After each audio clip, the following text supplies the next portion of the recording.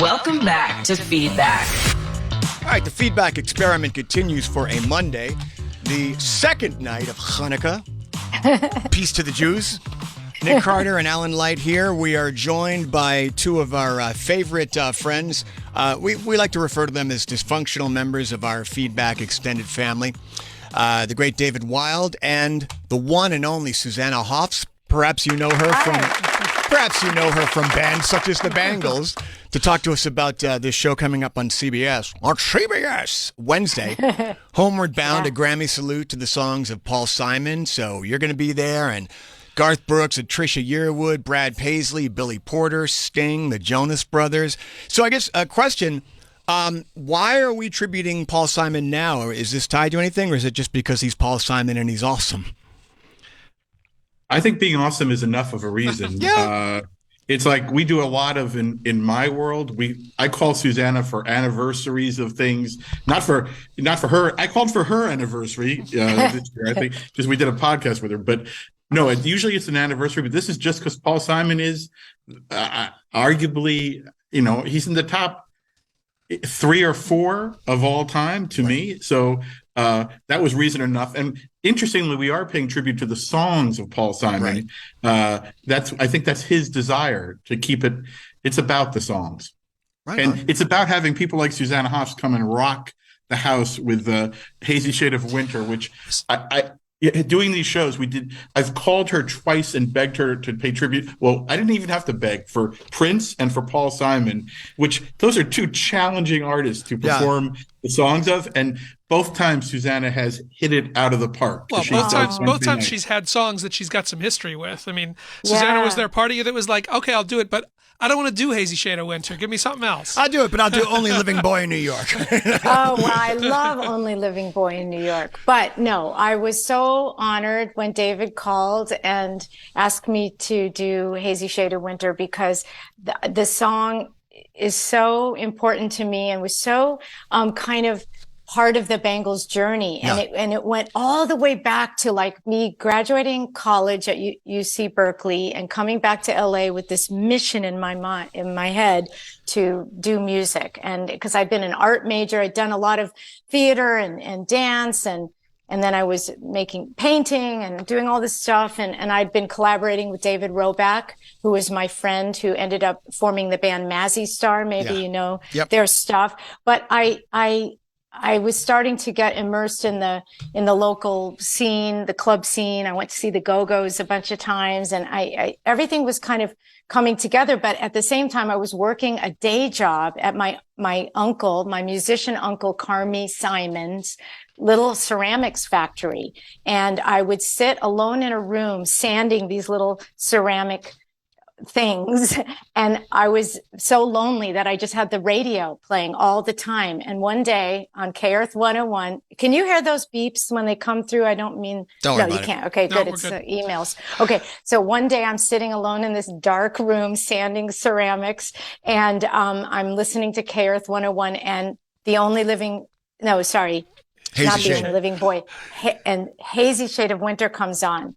And it's this badass folk rock Simon and Garfunkel song that I'd never heard. Somehow I'd missed it on all the records of theirs that I had. I'd missed that song. So I went running to rehearsal that night in Hollywood. And I said to Vicky and Debbie, we have to cover this song.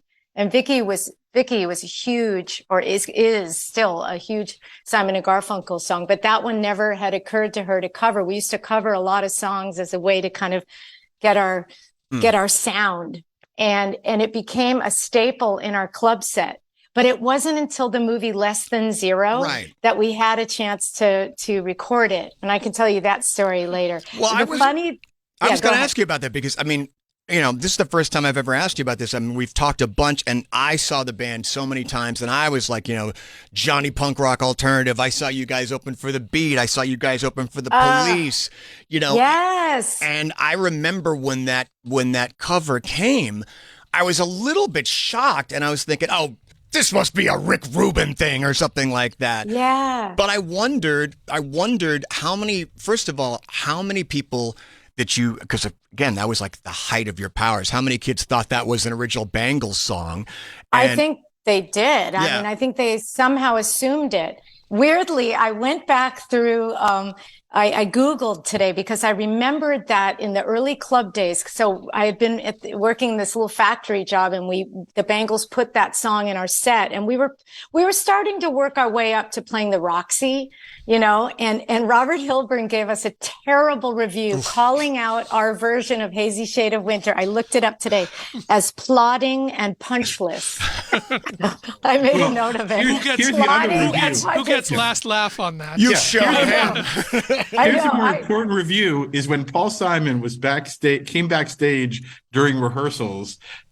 He ran right to Susanna to talk about how much he. By the way, he didn't run to see us. He ran right to Susanna to thank her, and seemed very excited. It was one of the most incredible moments of my life. That when I go backstage and everybody's sound checking, and it took me a minute. It was dark and my eyes were adjusting from the bright sunlight. And I realized, oh my God, I'm standing here with Paul Simon. Like we're face to face. And he thanked me. Well, he said, I didn't have a chance to do it. Well, that answers two questions. I wondered what he thought. And since you just said you guys used to sound check with it, I wondered why you never recorded it before the Less Than Zero soundtrack. Well, okay. So the Less Than Zero thing came about that my friend Thomas Newman, who's cousin of Randy Newman and also a brilliant composer and had done movies like Desperately Seeking Susan, a lot of movies, but he was a friend of mine, and he said, look, I'm going to be the composer on a movie called Less Than Zero based on the book. And the producer, John Avnet, is keen to have a really kick-ass soundtrack. Would you come meet with me and John and talk about songs? And so I said, absolutely. And so I went and met with them, and I pitched Hazy Shade of Winter to them. I just given the sort of what the movie was about and that it was going to be wall-to-wall music, I just thought, yeah, that could be great. And then it turned out that Rick Rubin was going to produce it. So it was like this confluence of really cool creatives coming together. And I never expected the song to kind of almost feel like, the sort of sound of that movie, but not to over-endow, but that's our song or our cover of Hazy Shade of Winter, because there was so much good music on that soundtrack. But that was the standout hit. And that also, I think Rick Rubin produced, it's a great Rick Rubin production. Yeah, it is. And it has great energy. And George Drakoulias, who was Rick's kind of partner back then. I don't know if that's how they called it, but George was really great in the studio too, and has been like a lifelong friend since meeting him on that session. Should mention that every Tuesday we have our listeners vote on a top 5 around a theme. We just did top 5 songs about cold, and Hazy Shade of Winter was, I think, 3 on the list. It was one of our top 5. Oh my God. Just a week or two ago. And so Susanna, that's the hit. The only, because I remember everything, and the only other song I really remember from that soundtrack was the Cult Little Devil. Going back to Cali. Well, going back. But that was really more like, the video to like promote the film more than it in the film itself. But so David, talk about you've done a bunch of these, putting these things together. You said it's just Paul Simon's awesome and we haven't done it. Is that just, do you sit down and come up with names and are like, okay, we haven't done that yet? Or do you was there a buy-in from him that you were waiting for? And then how do you sort of go out and send up the bat signal to see, who's going to show up and play this stuff? I want to give credit. Ken Ehrlich, who I worked forever on the Grammys with, he really was he's been close to Paul, and he was working on this. I was working on the Grammys, and then 3 or 4 days, I flew back from Vegas, where I did not expect to be, and jumped right into this. But I'd already worked on the script with him. And then in terms of the performances, I came in, because I was in Vegas land, little things like, and Susanna, I don't think you know this, but this is a little, at one point we were talking about Foo Fighters maybe doing Hazy Shade, maybe with Susanna, and then Taylor passed right around the time. So, and I called Ken and I said, we still need to do Hazy Shade, we still need rock and roll, and we still need Susanna Hoffs. And That's why it is like doing this interview. I just text Susanna and say, please, please, please, in the James Brown tradition. And other artists like Brad Paisley, who, again, I bring on your air constantly. Yeah. I called, I knew how much he loves Paul. I had done a Country Music Hall of Fame benefit with Carrie, Brad, Emmylou Harris, Vince Gill, and Paul Simon. It was a guitar pull in New York. And I'll never forget it because those are pretty talented people. Everyone in that group is so talented. And every one of them turned to me and said, it's not fair because no matter what you play, then Paul Simon does Sound of Silence. Then Paul Simon does I Am a Rock. Then Paul Simon does The Boxer. And he wins every time, which is the same thing. Brad, when I called him out doing the show, I remember him calling back and saying, these songs are tough. Like there's a lot of, because as a guitar player, they're tough. As a singer, they're tough. There's one number where Bonnie Raitt, I think Ken had been talking to her and she wanted to do Something So Right. But towards closer to the event, she said, I don't think I can sing this song well enough and play guitar well enough at the same time. So I asked Brad to do the guitar, and you'll see that on Wednesday night, CBS, starting 9 p.m. They do it like he's just her accompanist, and it's beautiful. Wow. I think Susanna and I remember you were in love with Stevie Wonder and Ledisi doing Bridge Over Troubled Water. Oh my God. It was so fun after I did my song, to go sit in the audience and watch the show. It was just glorious. It was just so beautiful. Well, that's my question, David. Like, okay, so, special performances by Garth and Trisha, Jonas Brothers, Brad Paisley, you mentioned, Billy Porter, Sting. You have presenters such as Dustin Hoffman, Elton, Oprah Winfrey. When it comes to these performances, I mean, how much does the artist have a say, or how much is it sort of like the producer suggesting? Because I'm trying to imagine, I mean, Sting has toured with Paul Simon. They're tight. Yeah. I'm trying to imagine what song would befit, say, Billy Porter. Well, Billy Porter, I will tell you, does the most glorious version of "Love Me Like a Rock." Wow!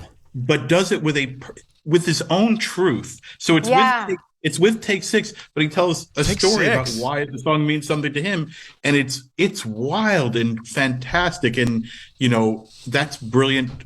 Garth and Trisha.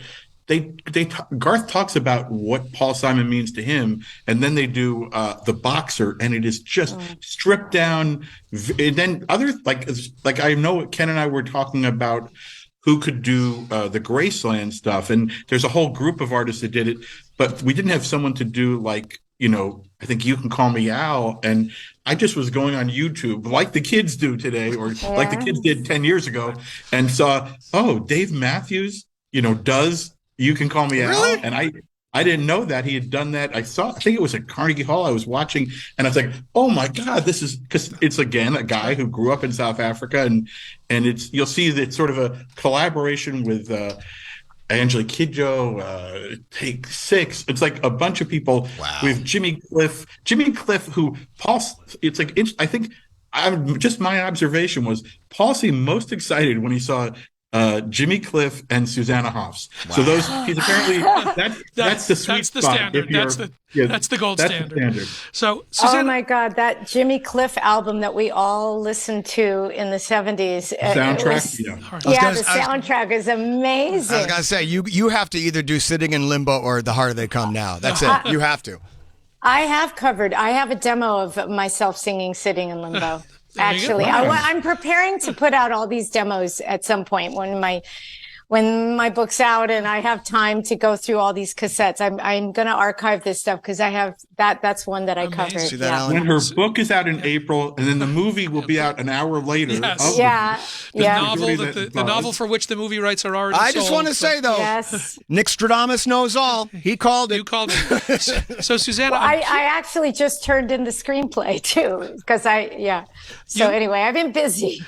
You talk about finishing your bit and sitting in the audience and watching, and I'm curious what you learned about Paul Simon's songs, about this material from watching these observations. Because David, what you said, first of all, people just don't think of him as the unbelievable guitar player that he is, which is phenomenal.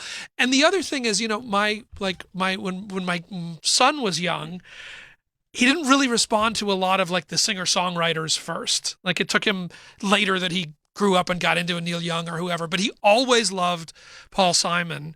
And I feel like there's something rhythmically that was that differentiates him within that sort of set of his peers. Yeah, I mean, I felt awe. I felt awe watching him, and also seeing that. I mean, not beyond his guitar playing is almost supernatural to me. And just the level of sort of melodicism and also emotion that he channels. Like it's sort of everything that is why I love music. And he's a great storyteller too. So it's almost like novelistic in a way. He's telling stories, and his playing and his singing is just unparalleled. I don't even know. He's just so special and so brilliant. Yeah, Alan, you're younger than me, but I think he's one of the people, along with Dylan, who maybe, I'm not saying I'm not a songwriter like Susanna, but he made me want to write words. And I do remember Brad calling and saying, do you know how many words he uses?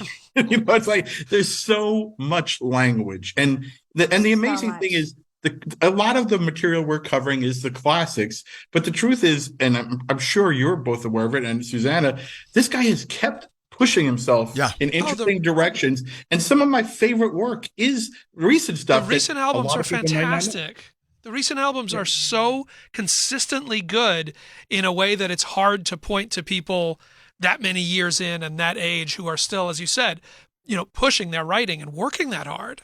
Yeah. One of my favorite records he ever did is one that was considered sort of a bomb at the time, Hearts and Bones, which was sort of an attempt to do maybe a reunion at one point with Garfunkel.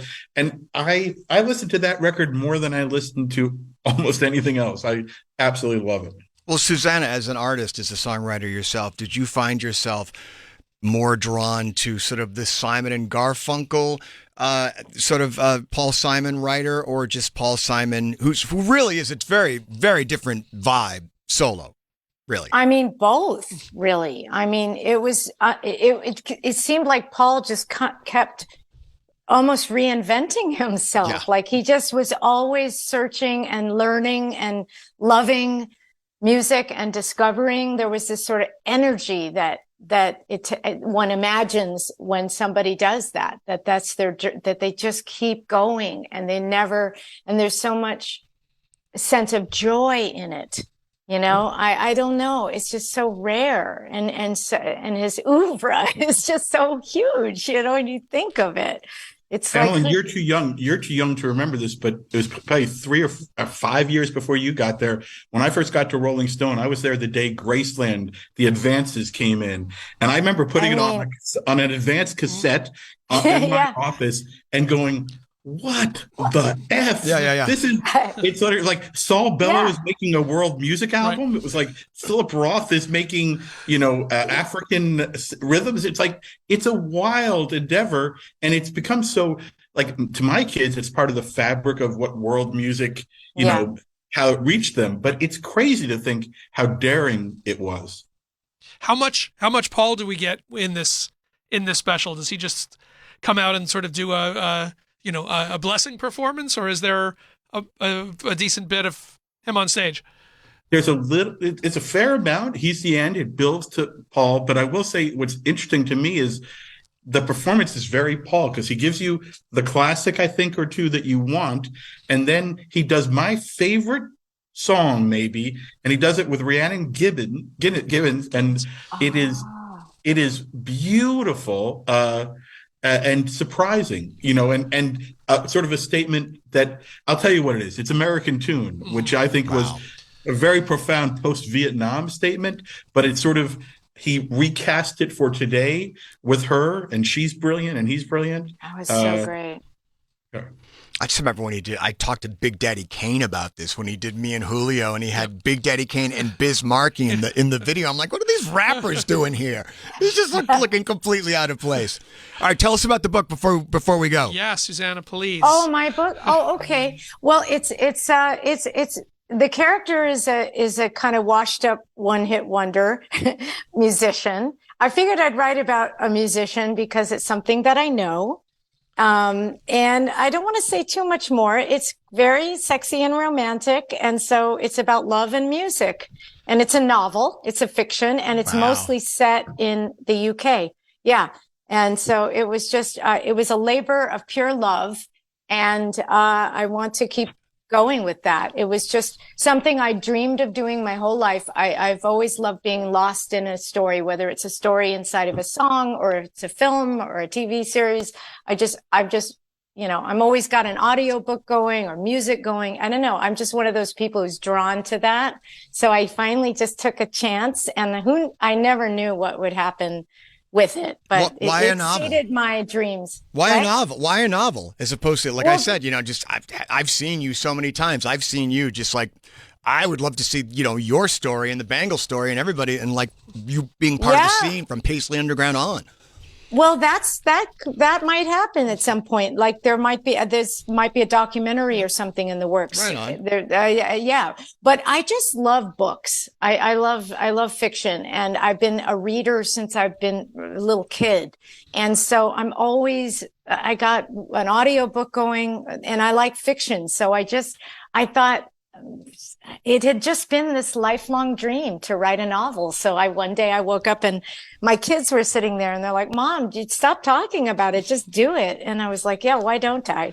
And so then I did. And then now the book's coming out on Little Brown Publishing House, which is an incredible imprint. And it just went from there. Title of the book is This Bird Has Flown, right? Yeah. And if you like the song Norwegian Wood, you can associate it with that, because the Norwegian Wood is This Bird Has Flown is part of the title. But I don't know, it just worked with the story of the novel. So it all was so much fun. Well, when it comes out, come back. You can bring David with you this time.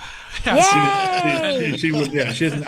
I'm no help there. I'm no +1 there. So, David, I imagine we'll talk to you around Grammy time. Yes, like it or not. So, yes, but please tell everyone and remind people to watch the show Wednesday night. See Susanna. It's the only place you're going to see. And by the way, there's a lot of Christmas shows out there. I'll say this is a hell of a good Hanukkah special. Yes. On a certain level, and it's the only place you're going to see. Yeah, Rhiannon Giddens and Jonas Brothers together, and Woody Harrelson and Oprah, and it is a wild mix of people, and it's a great party. My wife, I remember the text she wrote. Like, she's not a music person. She was like, "Susanna Hoffs rocks." I mean, and there was like, but she did that for almost every performance, and she doesn't like me, so that's amazing. So much. So it's Homeward Bound, a Grammy salute to the songs of Paul Simon again. So it is this Wednesday coming, CBS, 9 p.m. East and Pacific. 9 p.m. is perfect. You can wrap up our show and go flip straight over. Peace to the Jews. Get a little break from that whole holly jolly Christmas thing. Nice. Exactly. David Wild, as always, thank you. Susanna Hoffs, I bow to you. Thank you guys To all so of you. much. Thank you so much. Susanna, we appreciate Thank you. it. It was so fun. And do come back when the book comes out, please. Yeah. She'll Definitely. be busy, but we'll need you. I shall. And when she puts me in the movie, I'll come back to discuss my role as David, the as annoying always, rock critic. we appreciate what you do, and thanks so much. And like Alan said, we will definitely talk to you around Grammy time. But yes, first things first, this Wednesday, 9 p.m. East on CBS, everybody. And Paramount Plus. Thank you. And Paramount Plus. Great. All right. Got it all. Ciao. Unavoidable. Okay. Unavoidable. All right. What are we doing, Alex? Okay. We're going to take a break? All right. Let us take a break. Susanna. We'll be Thanks, right guys. back. Stick around. It's feedback.